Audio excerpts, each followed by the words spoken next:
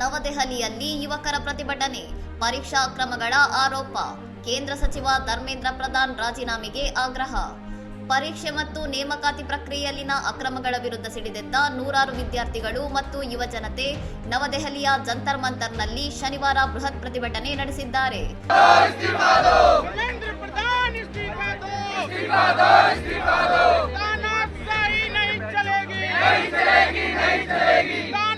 Cockroach Janata party ಸಂಸ್ಥಾಪಕ ಅಭಿಜಿತ್ ದೀಪ್ಗೆ ನೇತೃತ್ವದಲ್ಲಿ ನಡೆದ ಈ ಪ್ರತಿಭಟನೆಯಲ್ಲಿ ಕೇಂದ್ರ ಶಿಕ್ಷಣ ಸಚಿವ ಧರ್ಮೇಂದ್ರ ಪ್ರಧಾನ್ ಅವರು ನೈತಿಕ ಹೊಣೆ ಮತ್ತು ತಕ್ಷಣ ರಾಜೀನಾಮೆ ನೀಡಬೇಕೆಂದು ಒತ್ತಾಯಿಸಲಾಯಿತು.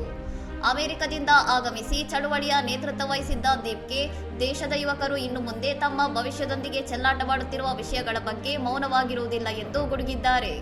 ವಿದ್ಯಾರ್ಥಿಗಳ ಆತಂಕಗಳಿಗೆ ಸ್ಪಂದಿಸುವ ಬದಲು ಸರ್ಕಾರವು ಸಾಮಾಜಿಕ ಮಾಧ್ಯಮಗಳಲ್ಲಿನ ತಮ್ಮ ಚಟುವಟಿಕೆಗಳನ್ನು ಹತ್ತಿಕ್ಕಲು ಪ್ರಯತ್ನಿಸುತ್ತಿದೆ ಎಂದು ದೀಪ್ಗೆ ಆರೋಪಿಸಿದ್ದಾರೆ. ಪ್ರತಿಭಟನಾ ಸ್ಥಳದಲ್ಲಿ ಬಿಗಿ ಭದ್ರತೆಯನ್ನು ಕಲ್ಪಿಸಲಾಗಿದ್ದು, ಪ್ರತಿಭಟನಾಕಾರರ ವಿರುದ್ಧ ಘೋಷಣೆ ಕೂಗಿದವರನ್ನು ಪೊಲೀಸರು ವಶಕ್ಕೆ ಪಡೆದಿದ್ದರಿಂದ ಸಣ್ಣದಾಗಿ ಗೊಂದಲ ಉಂಟಾಯಿತು. ವಿಡಂಬನಾತ್ಮಕ ಆನ್ಲೈನ್ ಆಂದೋಲನದಿಂದ ಆರಂಭವಾದ ಈ ಚಳುವಳಿ ಇಂದು ಶಿಕ್ಷಣ, ನೇಮಕಾತಿ ಮತ್ತು ಆಡಳಿತದ ಲೋಪಗಳ ವಿರುದ್ಧ ಧ್ವನಿ ಎತ್ತುವ ಪ್ರಬಲ ವೇದಿಕೆಯಾಗಿ ವಿಕಸನಗೊಂಡಿದೆ. ಇನ್ನಷ್ಟು ಸುದ್ದಿಗಳಿಗಾಗಿ ನೋಡ್ತಾ ಇರಿ ಸೌರಂ ಟಿವಿ.